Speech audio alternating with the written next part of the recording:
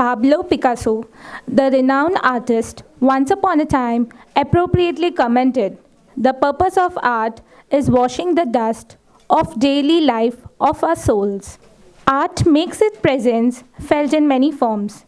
And with us this morning is Miss Neha Patel, an arts-based therapy practitioner and founder of Sharnam Therapy and Healing, a center for psychological, emotional, and spiritual well-being, which also has an online presence.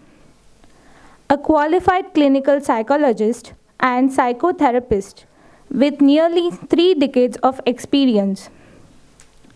Ms. Neha Patel's expertise lies in the seamless incorporation of diverse therapeutic techniques she uses with each client, based on the client's individual needs.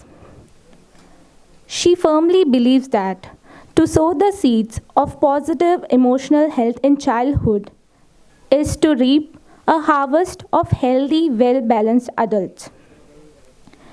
Neha is also the co-founder of the Mind and Arts Institute, set up for teaching arts-based therapy course as well as courses and workshops in Buddhist psychology and arts in therapy.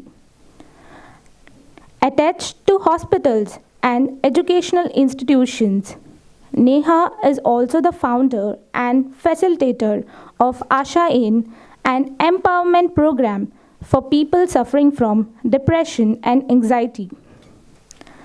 Little Buddha and Teen Buddha are signature workshops of Neha conducted for children to maximize their potential and live their life with awareness, harmony, and integrity.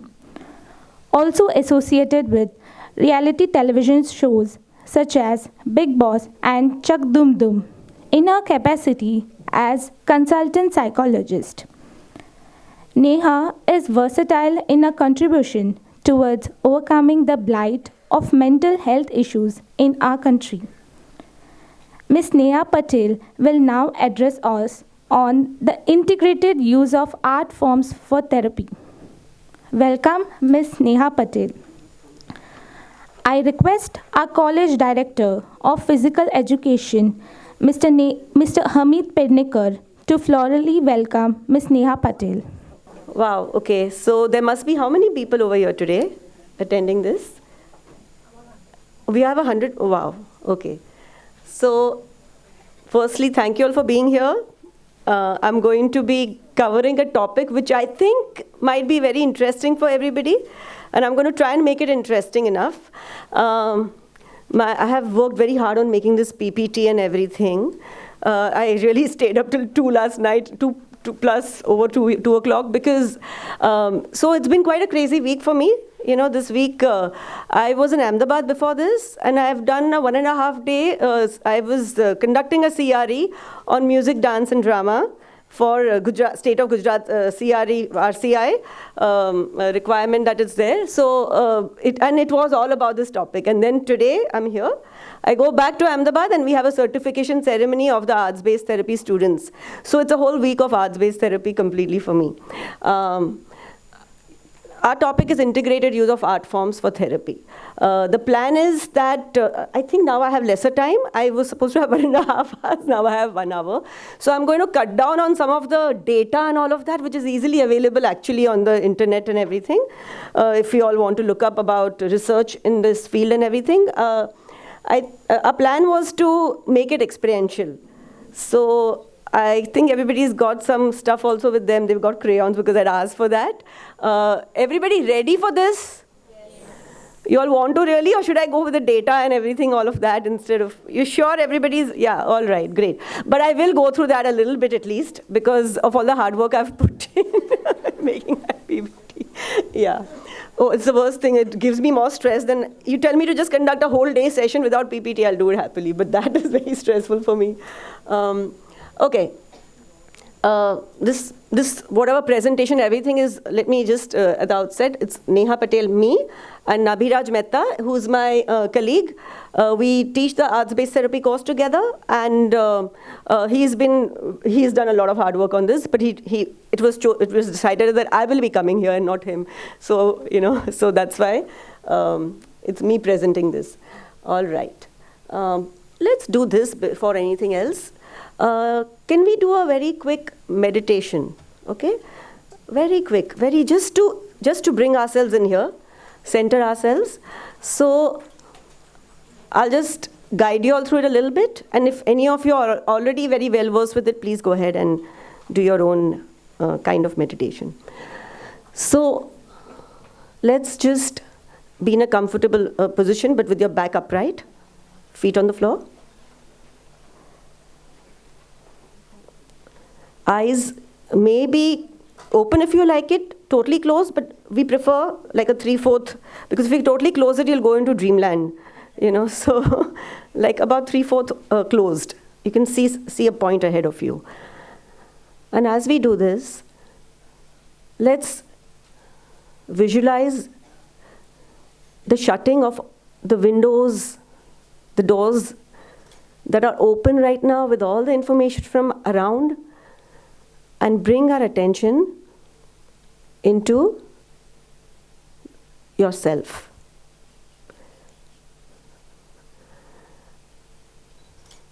Shutting all the information that might be playing. We are here for a reason, and we're going to now be aware of that.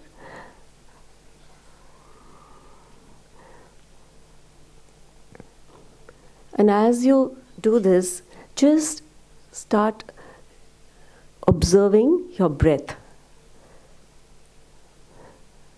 Just simply observe. The breath is always with us, but we don't give it enough attention. Without it, we won't even be here anymore. So let's just acknowledge that breath, breathing in and out, and just feeling it somewhere around your upper lip as it goes in and out of your nostrils.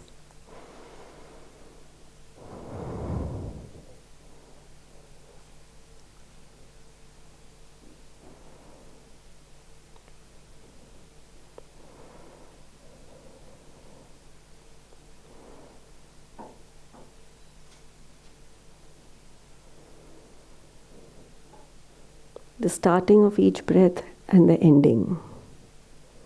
The starting, the staying, the ending. And each time a new breath.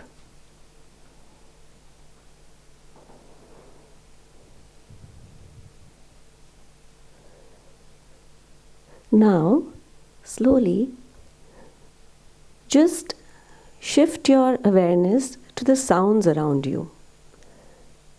It's quite a quiet room, but let's yet become aware of the sounds, furthest sounds that you can hear.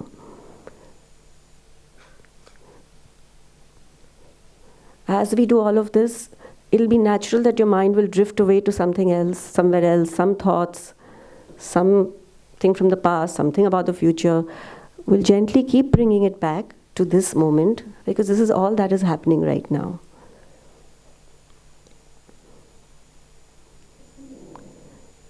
So listen to the sounds around you, farthest away, and then slowly bringing the awareness to sounds closest to you.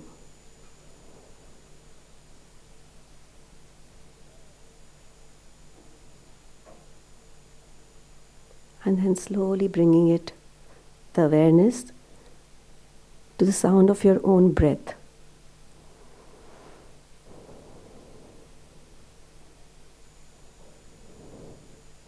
At any time, if you drift off, don't be upset with yourself. Just gently bring your attention back, the moment you realize, to just listening and being with your breath.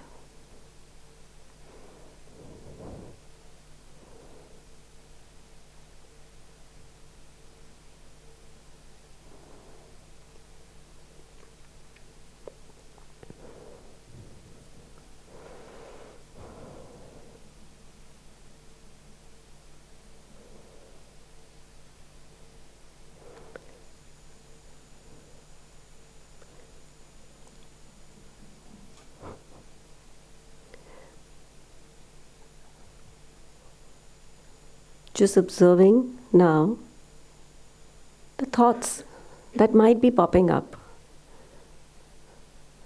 Try and visualize the thoughts as they come and they go, as if they are on a train. They come, they just pass you by and they go. The thoughts will come. It's the job of the mind to have thoughts. It's our job to stick to them, dwell on them, or let them go.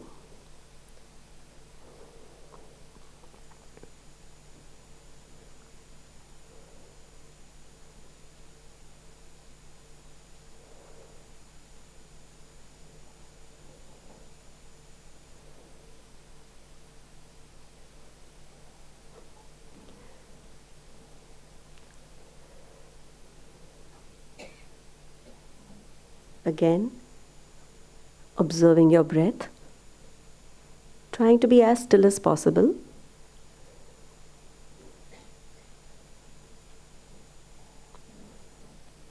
And then, whenever you feel ready, you can just open your eyes, rub your palms, cover your face, or whichever way you feel comfortable, coming back to the now, here.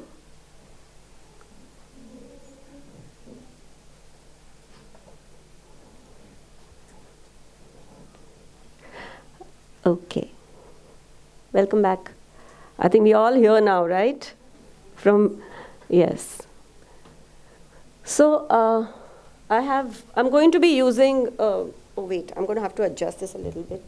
Is it possible to turn it on? It is, huh? Because I have my notes on one laptop and the other stuff. And there is so much of information to share, there's so much to do that I better follow the notes. Otherwise, I'm going to be all over the place.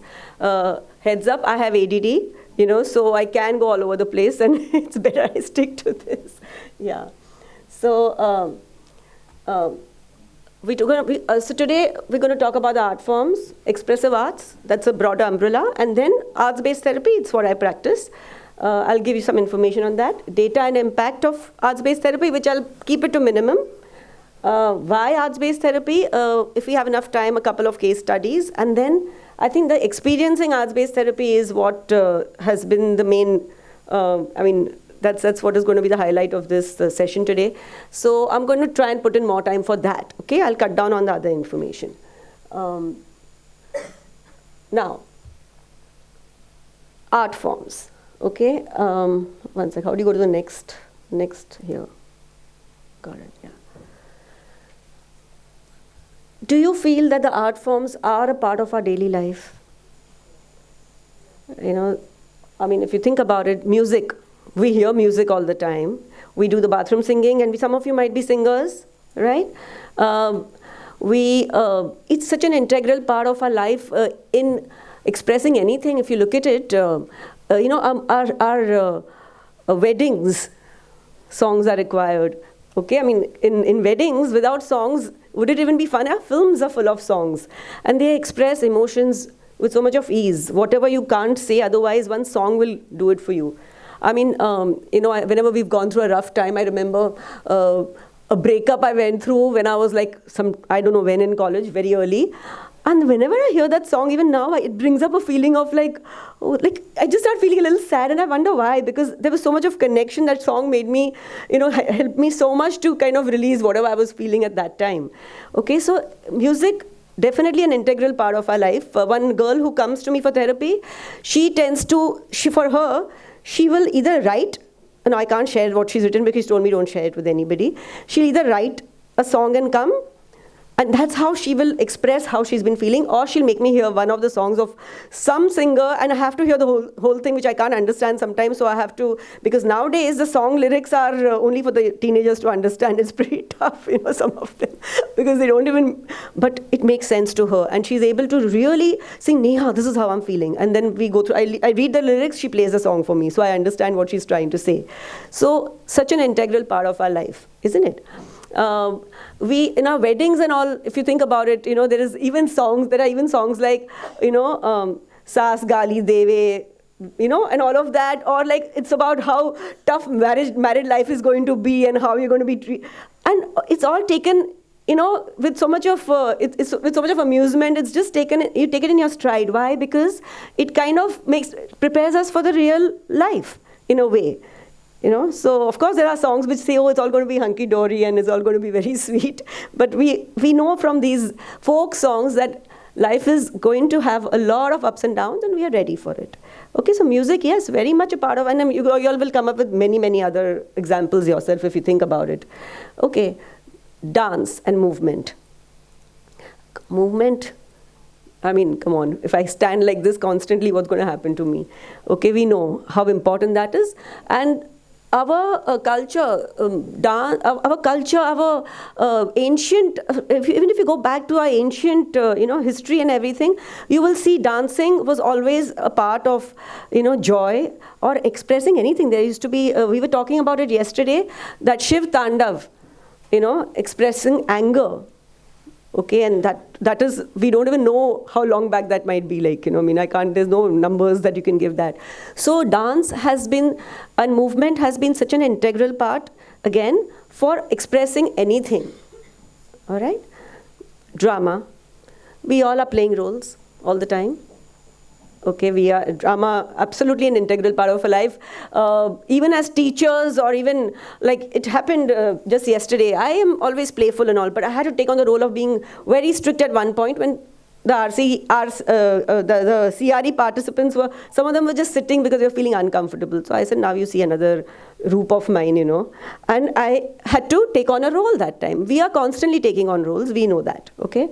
So again, these aspects are very much a part of our life, and of course visual aesthetics. We all made an effort to look a certain way when we came here.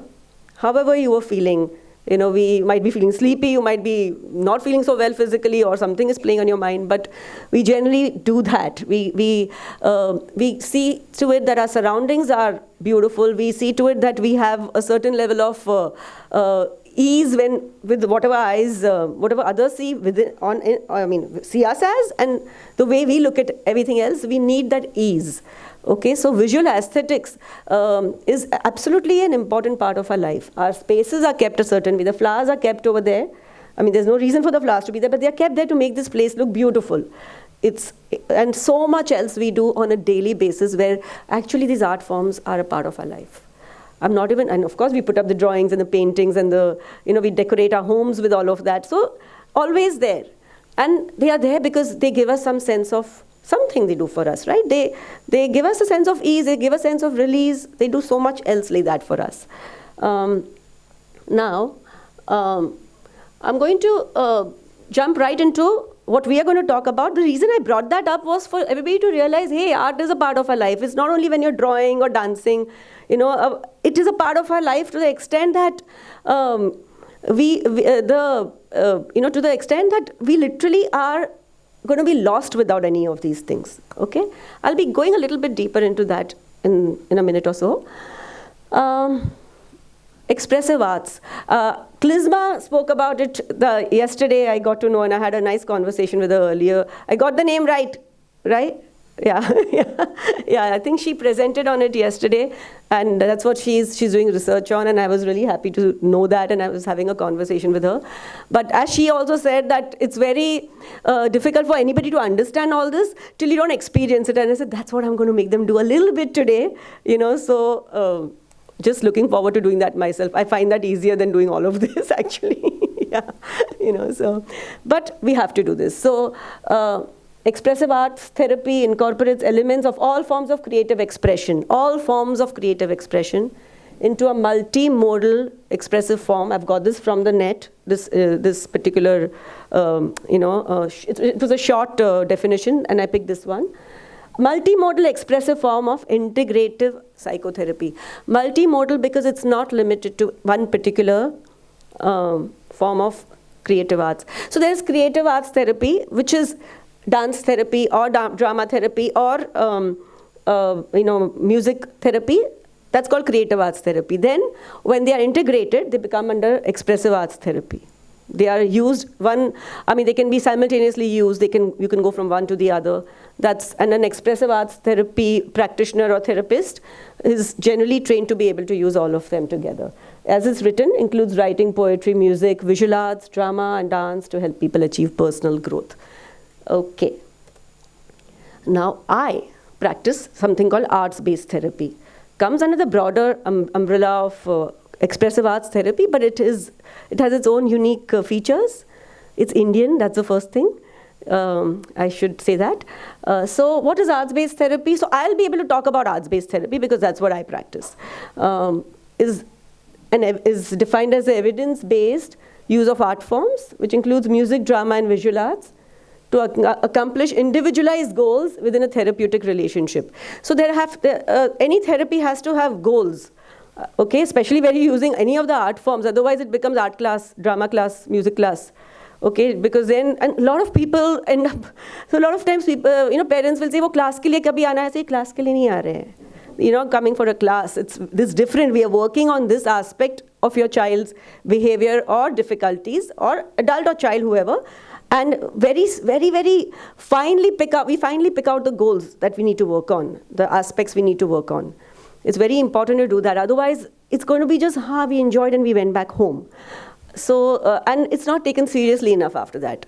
So, individualized goals are very, very important, where even if you're working in a group, we are completely aware of what each person's requirement is when you're doing arts-based therapy.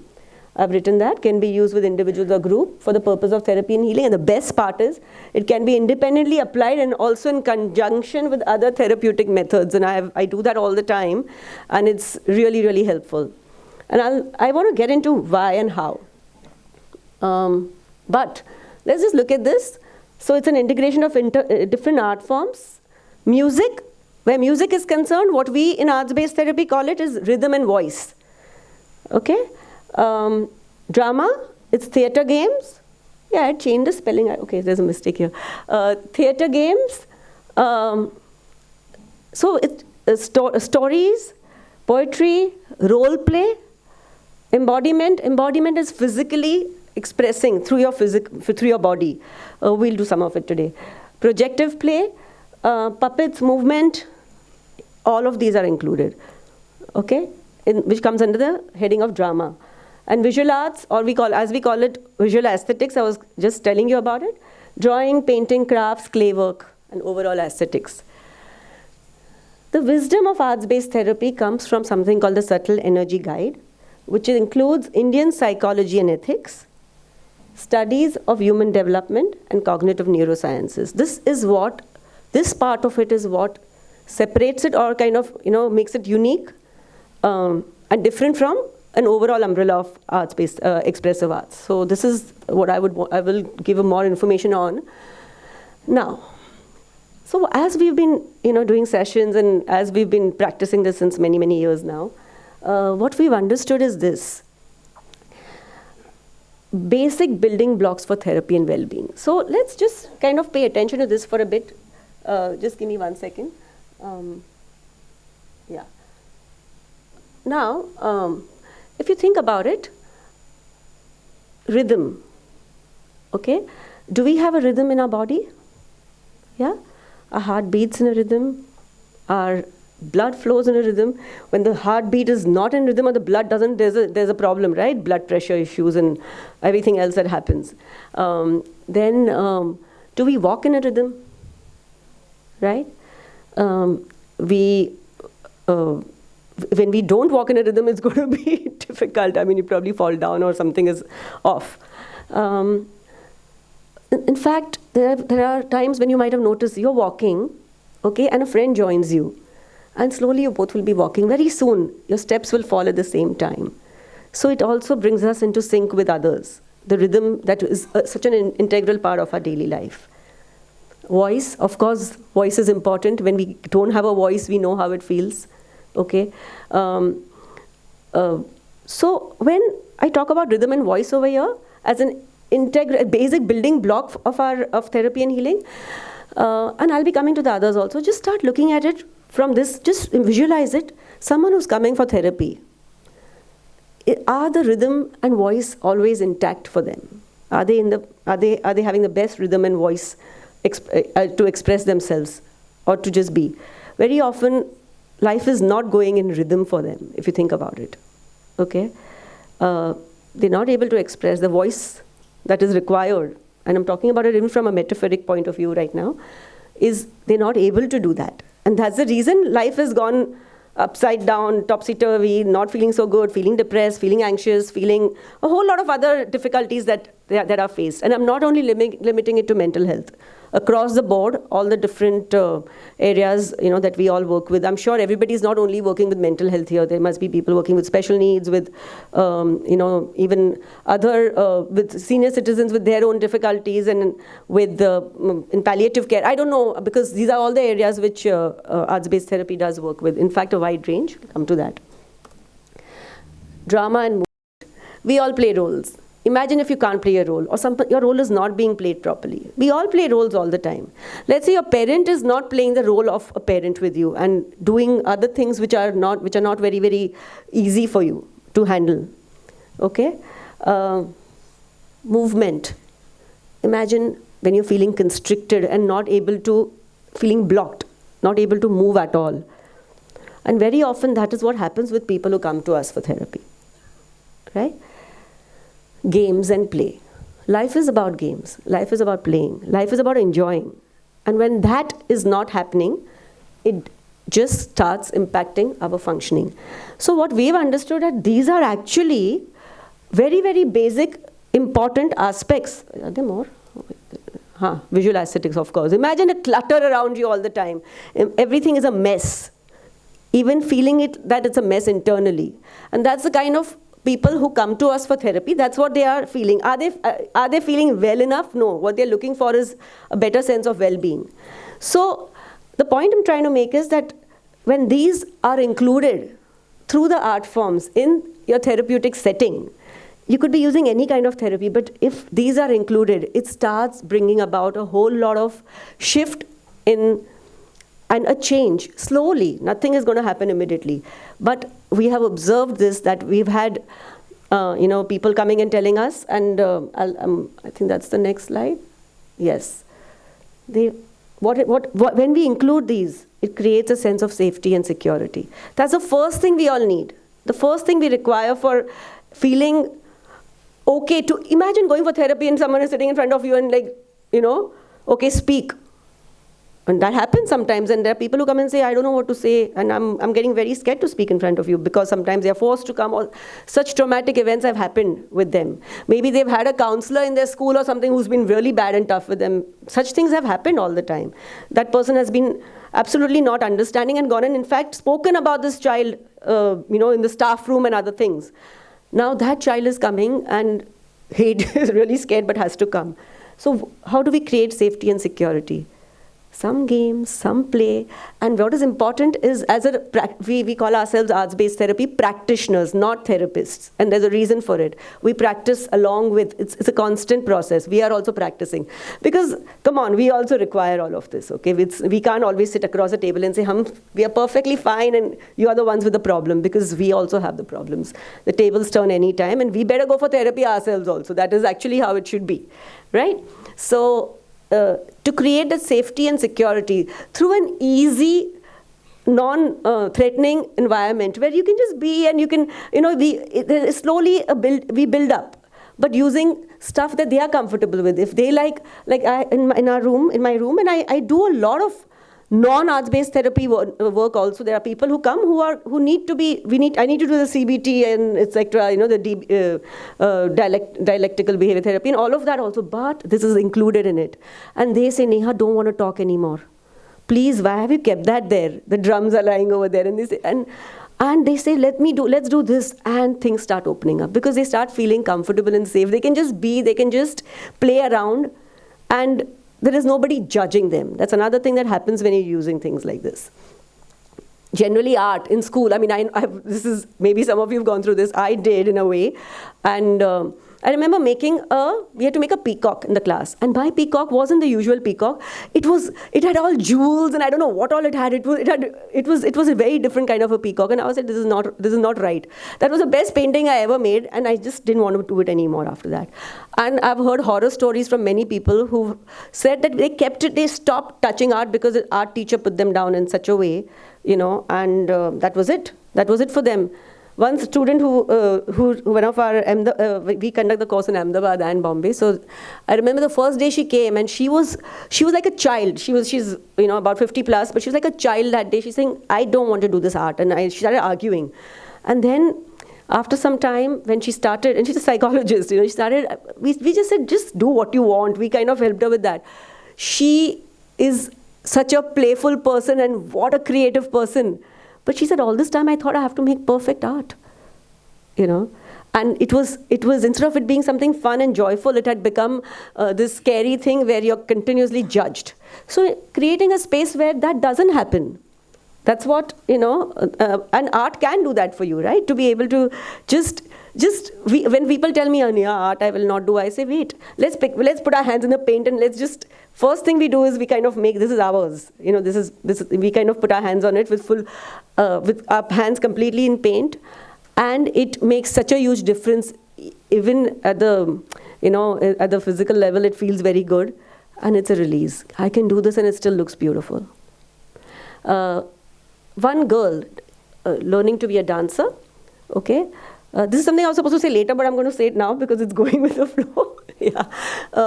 One girl, she was, I can even say this, she was a student of Shyamak Davar, learning to become a trainer for him. So that's a very tough course. And she's a fabulous dancer, very tough course.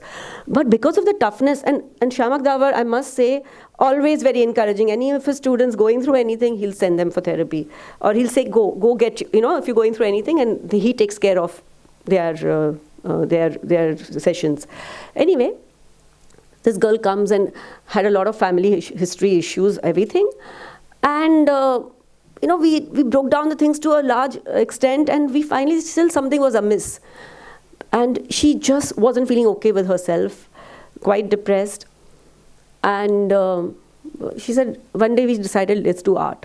And she just started using she took a brush, the paints, and she just started doing something. And all we did was, when the music stopped, she has to stop. Okay? And she was painting, and then when the music stopped, she would stop. And then we kept doing this, and afterwards, she just looked at it and said, Neha, it's okay to be imperfect. It's okay to be imperfect, because whenever it would stop, the edges would never be, they were not perfect. Okay? Whenever the brush would stop, afterwards, when you looked at it, the edges were there, which looked so beautiful, actually. Saying, this looks too beautiful, she says. And she says, this was me dancing, and it was okay if I was not doing it perfectly at times. It's okay for me not to be the perfect daughter and not to be the perfect, sister and everything. And actually, that is she was not able to express it in any of the talking that we were doing, that part of it. It just suddenly came up, and she's saying, and I found the answer. Because that imperfection, it's okay, it's still looking so beautiful, yeah, she tells me. That was it. We did 2 more sessions and she was gone. That was all. And then we did some more art related, and movement related. And I said, okay, now go and dance in a way which you don't have to be perfect in. So in spite of, see, when the art forms become very rigid, that's when the problems happen. But when you're able to flow with it, so much of difference can be seen. So that was, yeah. I've been told to go faster because I'm supposed to. Yeah. All of this is what it helps in. I'm sure you all have read it by now, so I'm not even getting into it. Let me see if there's anything else I need to share from here. Okay, yeah, this part I would like to, this written stuff, you all can take a picture and read it later on if you all want to. It's very, very important actually to understand why am I insisting on this, why is arts-based therapy different? Now that is important to understand. Without it, the ethos of the entire, it's not just using the art forms for therapy. Underlying any method, there has to be wisdom. Otherwise it just becomes just going and doing, like I said, a class in something without the wisdom. And the wisdom behind arts-based therapy is, as is written at the end, amalgamation of Western training in psychology, counseling, psychotherapy, expressive arts therapy, and Indian Natya Shastra, which is thousands of years old. It's a whole Shastra, like we have the other Shastras, Natya Shastra, which is written out there.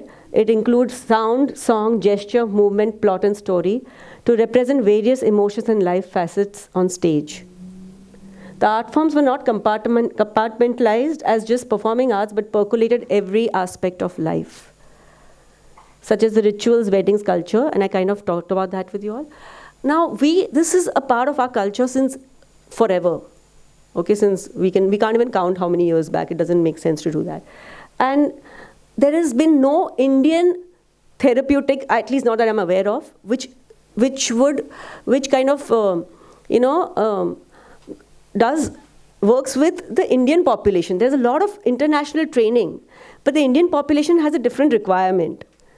And that's where arts-based therapy is trying to, kind of cover that area and understand from the Indian perspective and work with populations such in the smallest of towns and villages. That's the whole idea. The meeting point takes place on the solid foundation of Buddhist mind training and ethics. And that's what I want to kind of, because it would be unfair for me to even talk about this without adding this part. When I'm talking about Buddhist psychology, I am not talking about practicing Buddhism. I am not a practicing Buddhist or anything like that. It's about, Buddhist psychology is Indian psychology actually, and it's in-depth understanding of the mind. Abhidharma as it's called. I mean, the level of, what has happened is people in the Western countries have tried to understand it and they found it difficult. When I kind of use CBT and rather DBT uses the Marsha Linehan, or Linehan as whatever her last name is, she's a Buddhist practitioner. She has included the entire mindfulness and the understanding of, from Buddhist psychology into the therapy. And that is, I find it extremely interesting. And it's a practical application of so many of these things, but without the art forms. Now, what we have done is taken the understanding of the mind. Mind training would mean the meditation without, how do we train this monkey mind? We need to give it some kind of a leash. Okay, the mind is almost like an entity of its own. It jumps around. How do we bring it into control? We have to learn to train it. And that's where the meditative practices and the mindfulness practices come in the picture. Unfortunately, the way things are right now, it's become, what is it called? They call it some kind of mindfulness, where they've taken away the wisdom from it. Just practice it, and which is actually creating a problem. Because people are becoming very aware, but they don't know what to do with stuff that's coming up after that. They don't understand simple things which is a part of all of this, that nothing is permanent, things will change. But when you become very aware of your pain and you feel, oh God, it's so solid and it's not going to change, because that aspect is removed from it. The wisdom that, and I'll just share 3 parts of the wisdom right now. There's lots more. Seeing reality as it is, that is what wisdom is all about. There are 3 errors we make in our perception. We start looking at things as permanent when actually everything is impermanent. There's nothing that you'll find that is permanent, actually, if you think about it. And you can check for yourself. We make the error of seeing things as independently existing when actually everything is interdependent. Everything is interdependent. Nothing is independently existing. There's a cause and condition which leads to the effect, and that's constantly how things happen. We might say I'm a very independent person, but I'm not. As a person, am I so independent that I can get the milk in the morning by myself? I go and get the milk from the from the cows by myself. Then I go and clean my home myself. Do I cook by everything? I am dependent. I'm interdependent on somebody else or something else.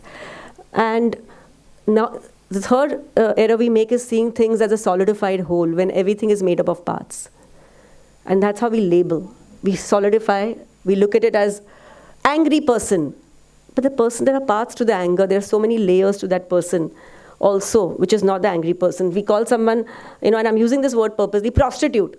But that person might be a mother also, might be a bread earner for the family, and so many other aspects like that. And these are all simple daily life things that we do. So keeping these things in mind is very important, especially when you're working with mental health, looking at that person and saying, khatam, depressed, iska kuch nahi ho sakta, or something else like that.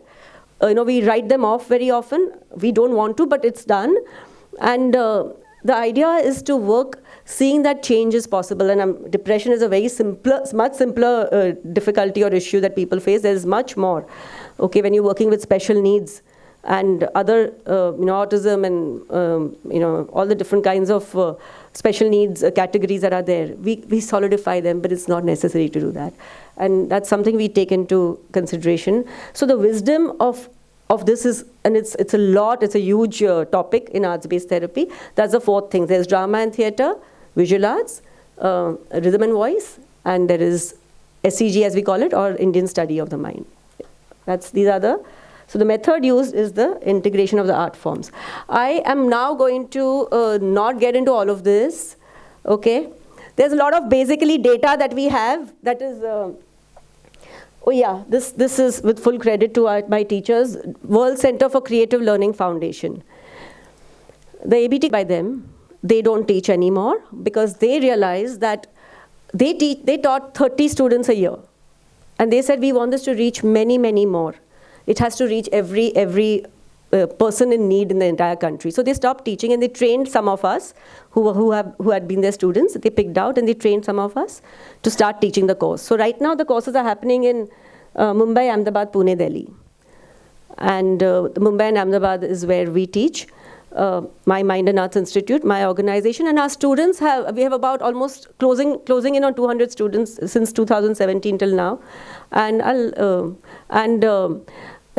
that's, there's working with a entire range of populations. This information I can send it to you all later if you all are interested. Okay, now we're just going to keep this here because I want us to start doing. How much time do I have for my? I have 45 minutes. No, well, how much time do I have? No, not 45 minutes. What is it? Sorry. Just say it. What time was it? 11:30 I was supposed to finish. Yeah, right, yeah. Okay, fine. Let's do this. I want, I'm going to I have to use this. I have to use this now? No. That is not the point. The point is that I need to move around. Yeah, okay. They'll be able to hear me. You all can hear me, right? Yeah, it's for this recording. That is why. You can take cordless now. Let's not waste time on that anyway. Does that immediately have to use this? Yes. It's for the recording, otherwise I don't need it. Okay. So, there is generally in any arts-based therapy session, we have something called the communion. The creation and the closure, it's divided into three aspects. The communion is bringing the person into the main part of the session.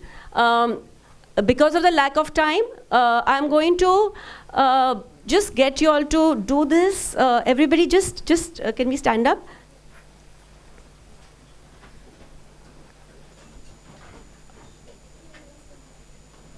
And let's just yeah. Oh, can I just ask you to start dancing?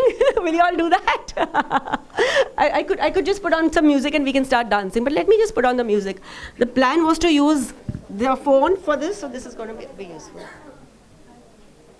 No. I'll do it. There's a reason why I'll do it. Won't be a problem. Don't worry. And I'll ask you to do it as soon as I require you to. Yeah. Okay. Now. Oops. I'm going to play this music. You know what we are going to do? Just one sec. Can some of you come over here in the front and all of that? Are you all ready for it? Those who feel like dancing, come. Come. Come out and use the space. I'm going to play the music. What we have to do is, okay? No, it's everybody is going to do this. Not fair. That is not how it's supposed to be done. Everybody will do it. Or let's try it. Okay, I've decided what I'm going to do. I'm going to cut off some of the initial stuff and we will do this. Everybody can turn and make pairs. Can we do that much? Hai na? Pairs, okay? Yeah, pairs. Can one person just come here? I'm going to show you what I'm going to ask you to do, okay? Now,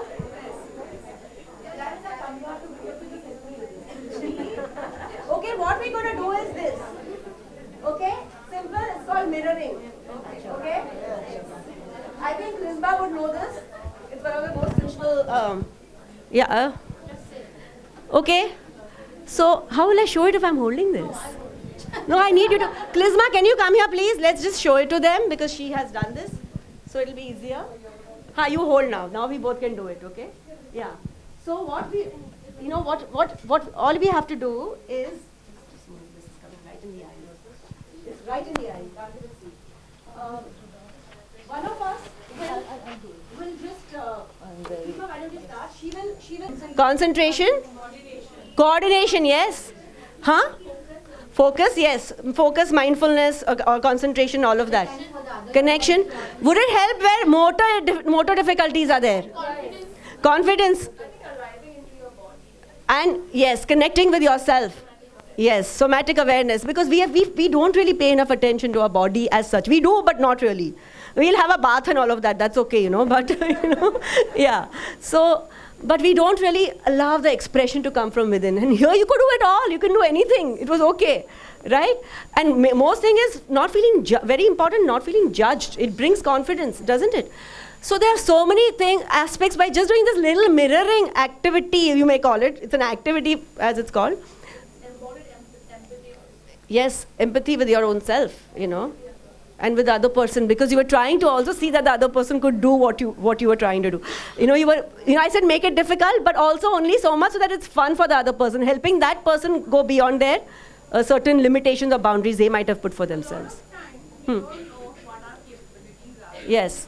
So in movement we have something called as vocabulary. Yes. We are not aware of our own vocabulary of movement. You have another person's support, and the person takes you through that. Yes. And you get that confidence that I can reach there. Yes. Which is a part of therapy where you are not sure that whether you can do it. But if someone else is, so when a counselor sits there and says you can do it, it's a different thing. But when your practitioner is doing that movement, yes, along with you. Enhances your confidence. Yes. It's very important. That's something we almost make it compulsory, that you're supposed to do it, be a part of the session. Don't sit there and say, acha, vaisa karo, aisa karo. No. Do it along with. I came and did it with ma'am. I also got a chance. chance. So, okay. Moving to the next thing. I know this is not, I would have rather done, but maybe in the future we can organize like a whole day workshop or something. We'll figure it out. Okay. But I want everybody, now you all have a paper. Okay. Some of you have paper, at least most of you, you're getting the paper, you all have colors, right? I'm going to put something on the, I need to, can we have that put on again? Oh my God, I have like just 5 minutes remaining. Just take the paper, keep the crayons, I'll tell you what's to be done with that. We begin with this. There's a hole in the sidewalk. I walk down the street, there's a deep hole in the sidewalk. I fall in. I'm lost, I'm helpless. It isn't my fault. It takes forever to find a way out. I walk down the same street. There's a deep hole in the sidewalk. I pretend I don't see it. I fall in again. I can't believe I'm in the same place. But it isn't my fault. It still takes a long time to get out. I walk down the same street. There's a deep hole in the sidewalk. I see it is there. I still fall in. It's a habit. My eyes are open. I know where I am. It is my fault. I get out immediately. I walk down the same street. There's a deep hole in the sidewalk. I walk around it. I walk down another street. This whole thing is not on the same page right now. This is by Portia Nelson. There's a hole in my sidewalk. It's so beautiful. I'm going to go back to the first. I'm going to give you all a few minutes to read. Now this time, quietly just read it for yourself. Couple of minutes take to do that. As you read, just check which part of it resonates the most with you. From this entire poem.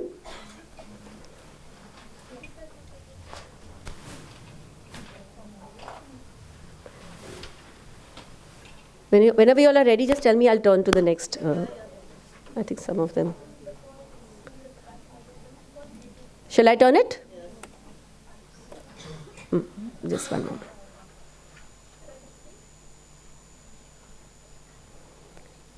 I'm turning it now, okay? Yeah.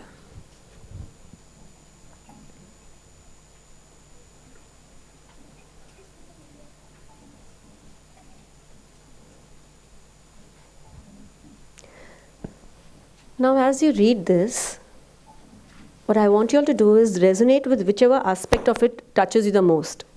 You know your own you know how it will do that. You know about it. Based on whatever comes up, using the paper that's been given to you and the crayons or colors that you've got with you, okay, symbolically represent your journey or your whatever it is that's resonated with you. I don't want to make it very specific. I want to leave it a little open for you all to decide what you're going to put over there.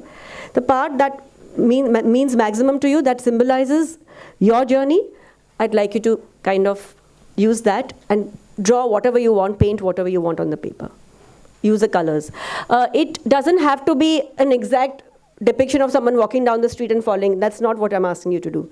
Okay, you could be making fire for all you want in your paper because that's what came up for you. Okay, it's your metaphor, your symbol, your symbolic representation. And it's for yourself. You don't need to show it to anybody if you don't want to. For those who might be finding it difficult, visualize how you feel at your worst. For me, I feel like a wilted flower. So that's a symbolic representation of how I feel at my worst. And then how is it that I feel when I have understood things and I feel like I'm at my best? I become like a blooming flower that time. Or it could be something else. It doesn't have to be flower to flower. It could be something else. So maybe that might help you too, you know. And whichever stage you feel resonates most with you, you could probably represent with that. Like I said, it's for your understanding, for your expression. It's a very personal activity, so if you don't want to show anybody, please turn yourself and sit. It's okay. It has to be for yourself only.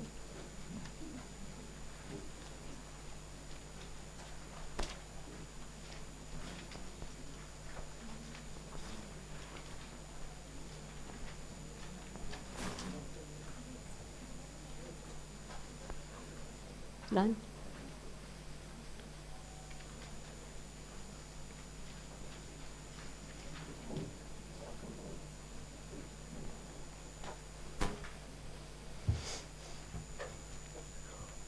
Arts-based therapy is all about improvisation and metaphors. We've done both today.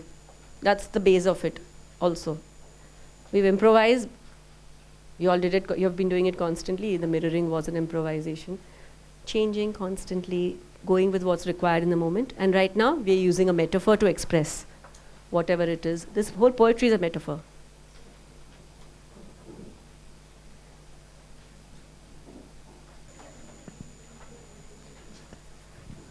So, as we are short of time, I'm going to have to now say that, okay, guys, everybody just bring it to completion. Or if it's not completed, please, in the break or something, step out, take some minutes for yours, take a moment with yourself and complete whatever has to be done.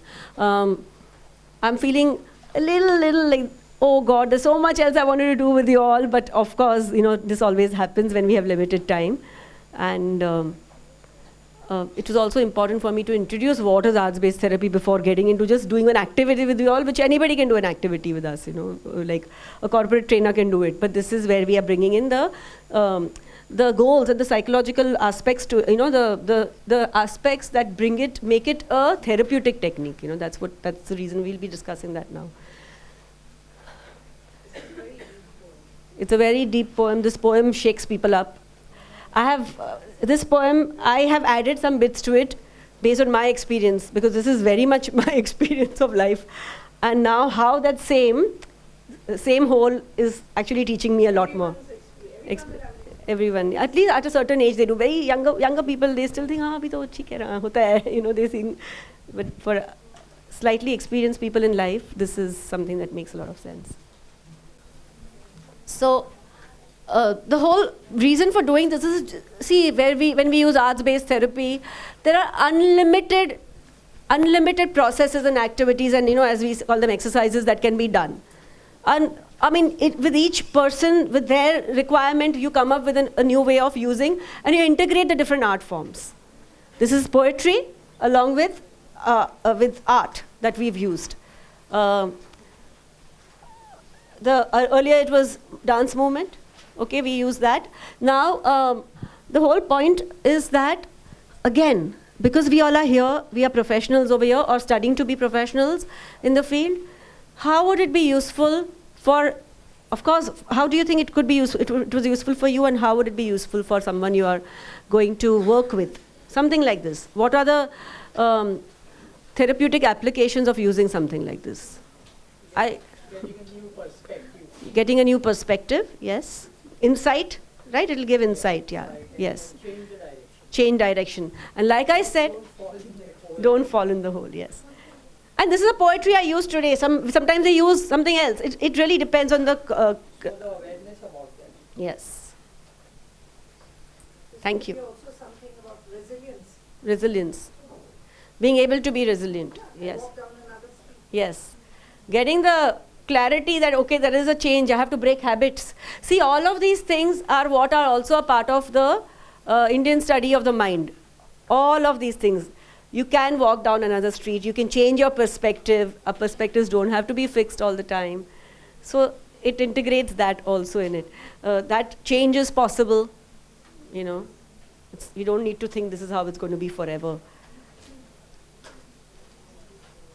Anybody else? How else would this be useful? Yes? Make choices. You realize that? Yes. Thank you. Someone was saying over here. To let go. Yes? Sorry? To understand the unconsciousness of how we are at the unconscious level. Right? Yes. Ownership. Taking ownership. Very, very, very, very important. It is my fault, that line, yeah. Yeah, but I think a therapist would have to, no, I think I'm loud enough. A therapist would have to, what I was just thinking, a therapist would have to interpret this and then reflect it to the client, because I think a client who does not have a background of psychology and things like that will not understand, like I've done my drawing because I'm a counselor, many years of experience in counseling. So I've done my drawing, and I can talk about it, and I can know what I feel and how I've done it. But for a lay person, I think interpreting his or her drawing would be difficult. So I think a therapist, like the art-based therapist, would have to interpret it to the client. I would, that's not required. That is not required at all. It will take away, it will become your interpretation of what they are feeling. That's exactly what we don't do. In arts-based therapy, we do not interpret. We allow them to have the experience and go through the process. There's never an immediate answer. Because the moment I say, this is how you're thinking, that means that person will say, Acha, that's how I'm thinking? Okay. They are expressing whatever they have to from. And this is a tough one. We might not even use it with someone. There are simpler things. I use a story of, with younger people, with college-going people, when I do these sessions, I use the giant called fear. It's a story of a giant, which you're thinking of it as a fearful giant, but the moment you're walking towards it, it's becoming smaller and smaller. It's a whole story. So you use, there are many different things. We use songs. I use Rubaru a lot with my students when we are doing the training. Rubaru, because it's about bringing the fire inside you, So it really is, you use material which is going to be helpful to the person. This is purposely used for you all. I know who you are. You're you're from the mental health field. And you all can deal with this. You've gone through life. This poem is a very tough one, otherwise I will never use it with, I won't use this poem easily. Yes. Yeah, and we do not interpret. Yes. Absolutely. There you got it. That I'm so glad, because generally this argument happens, but how can they know? Why won't they know? They're talking about, everybody has the insight. Everybody has the insight. So, in fact, interpretation is a no-no. We can reflect, oh, you have drawn a flower. And the person might say that, yeah, this flower is so and so, so and so, so, whatever. She's drawn flowers, but what a beautiful journey she's explained, hers, the way the flower, what happened with the flower. So we don't tell them, oh, you drew the flower because you think you're a wilted flower or you're this or a that or whatever. Why is it like this? You might say that, oh, the flower is very small. You might, whatever you're saying, you might give the observation. Then they might say, yeah, I feel very small at times. That is why I've made the flower small. That is okay. Exactly what you see, you might just say it, but not interpret it. Ki, Acha, small flower means this big, huge person is thinking he's a very, very small. Maybe he makes a small flower because there's no place over there. This has happened. This has happened when my colleague had this experience where this child, and I'm going to have to finish now, okay, but as people are finishing a little bit painting, I'm just saying all this. This child used to constantly, a tiny boy, and would use a lot of grays and browns and blacks in his coloring. Okay, and then it was the counselors in the school, oh, this guy seems to be going through something. The child is saying, I'm okay. Parents are saying, nothing is wrong. Everything is fine. We all are having a happy life.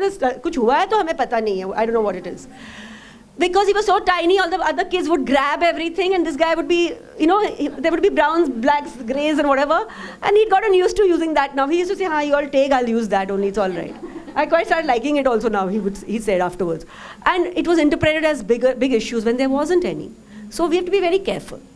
What we are doing, where interpretation, we'll put ours. Projective, when we use any of the projective tests, we have to be so careful. Use a Rorschach, apna story usme aa sakta hai, TAT mein aa sakta hai. You have to be so careful. So that defeats, exactly. Great. So everybody, because of such a very, very limited time, we're going to have to just finish now. I asked you all to get dupattas, okay? So let's use it. My plan was to close with a bit of a body percussion, but that might be now, so I'll have to build into it. But let's at least remove our dupattas and do a nice little dance. You say bye in your own way to me, please. Bye? Huh? Bye means for the session bye. That's it. I'm here till 3 o'clock. Then I'm going to the airport and going back. Please, let's get our dupattas out, everybody.